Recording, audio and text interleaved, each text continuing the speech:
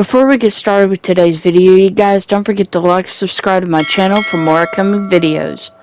Hey, what is up, Division Agents? Sierra here, back for another great Division 2 video for you guys. In today's video, I have a brand new bleed build that I'm going to be featuring for the start of Season 3, Year 5. So welcome to that, you guys. And this year, I'm going to be showing some brand new builds for throughout the season and stuff, and I got some good ideas coming up in the near future. But until then, let's go ahead and talk about this build right here. So first off, this is my bleed build. I'm running 4 pieces of ongoing Directive, Ridgeway's Pride chest piece, improved gloves, and I'm also running the Demolition Specialist. So it really does do some good when you have that grenade launcher and stuff. You can just take out the enemies, before they get to you. But watch out, don't blow yourself up as well. But without further ado, guys, let's go ahead and go to the next section, which is the best part, the weapons. My first weapon I'm using is called the Carnage.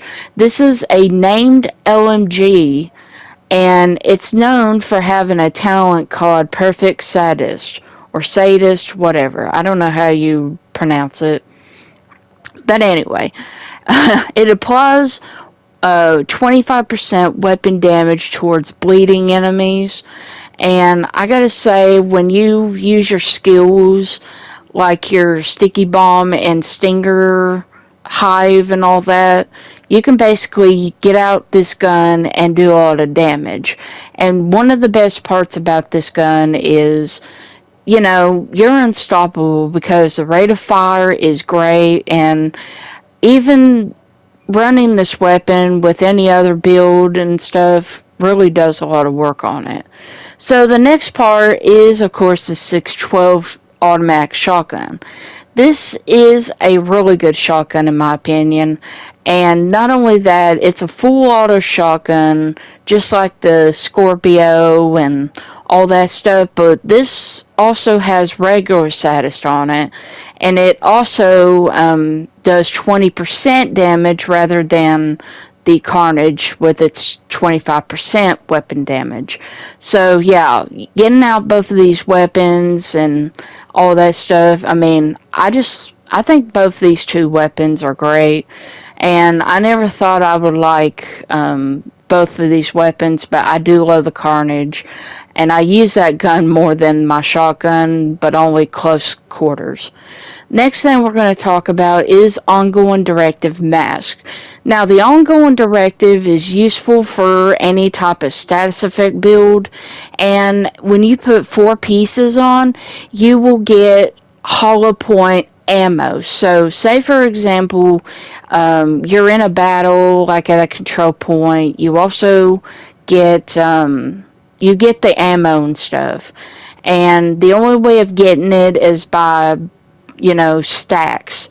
So you have to shoot some enemies and stuff like that in order to get the ammo. So if you kill one enemy, then you get half a clip, like 50 bullets, but it keeps going the more that you kill an enemy, so that's one of the best things about ongoing Directive. Next thing is the backpack, and all of my gear sets has status effects on it, and I'm also running mods on it that has to do with like crit hit damage or headshot damage. But on the bottom of the backpack, it has a talent on it, and this right here just raises like the status effects of the bleed from like 50%, and it also increases the bleed damage by 100%. So it's really good in my opinion.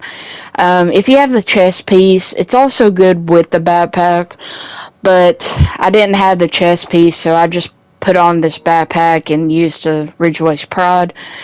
And then here is, of course, the holster, and then I have status effects on this one. So I don't have my core attributes all the way up, which is the weapon damage, but I'll work on that when I get the materials.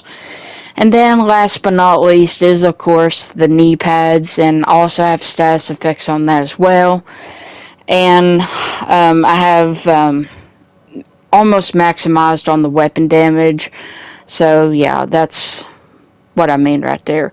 Okay, guys, so the next thing we're going to talk about is the exotic chess piece, Ridgeway's Pride.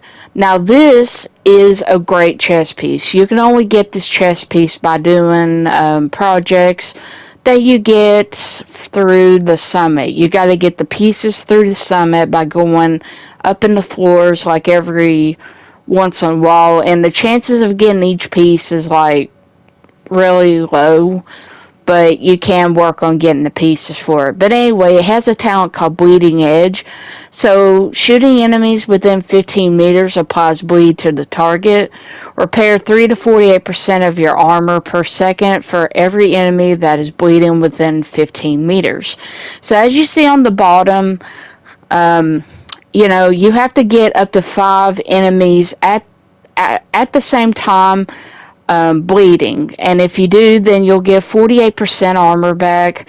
And depending on how many enemies that are bleeding in one, well, you'll get some armor back, but not all armor back. Just only like up to half of your armor back. So that's the whole point of Ridgeway's Pride. The next one we're going to talk about is improved gloves. Now, these right here are gloves that you can craft at the crafting station. And I was pretty lucky enough to get this glove that had skill tier, maximized skill damage, and it also had skill haste on it, but I changed it to status effects for this because I need all the status effects that I need for this build, because this is actually a really good glove. And also the good news about this glove is you can also put any mod, like a normal like chest piece or a backpack. You can put any type of mod on these gloves as long as you craft them through the crafting station. So yeah, that's what I did. I put a crit hit damage mod on, and I really do like it. So I get a bit of damage and so on. So yeah, it's worth it. Now, onto the skills. I'm running Explosive Sticky Bomb as one of my skills. And I currently have it at tier 2 because I'm running a TDI Cardi.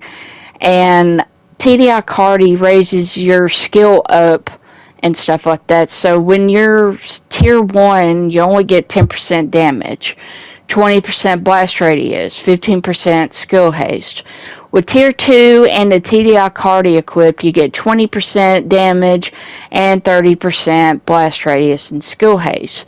So when you're using your skills and you're also getting out your Carnage or the 612, for example, you can really do a lot of damage with this. It can take out the armor and really damage the enemy's health, so really worth it.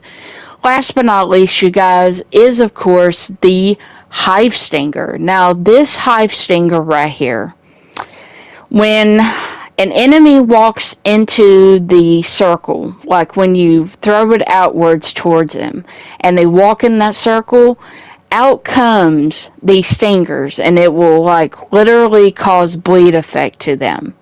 And it can really damage them and all that stuff. So, tier 2 and stuff like that, it gives an additional like 1 ammo and stuff like that. And I really do like this skill a lot because with the bleed effect, it's great.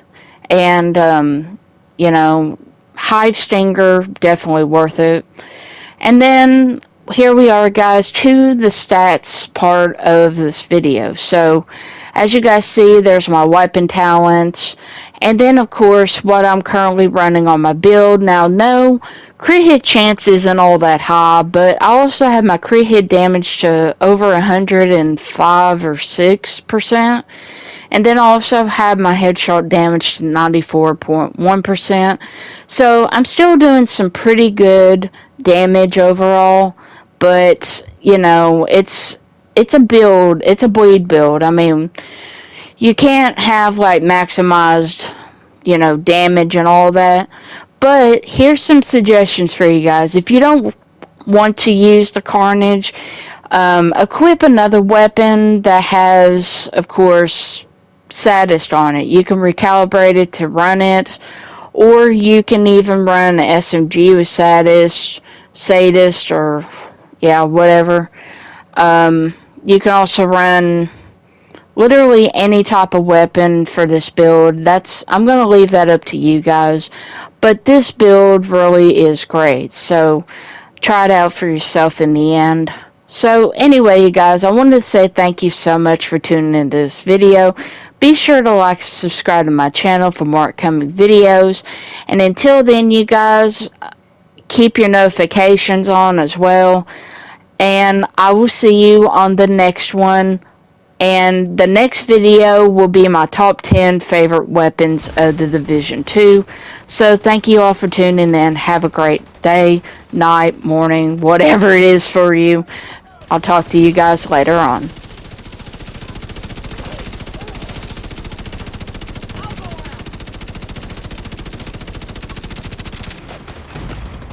Serious trauma detected.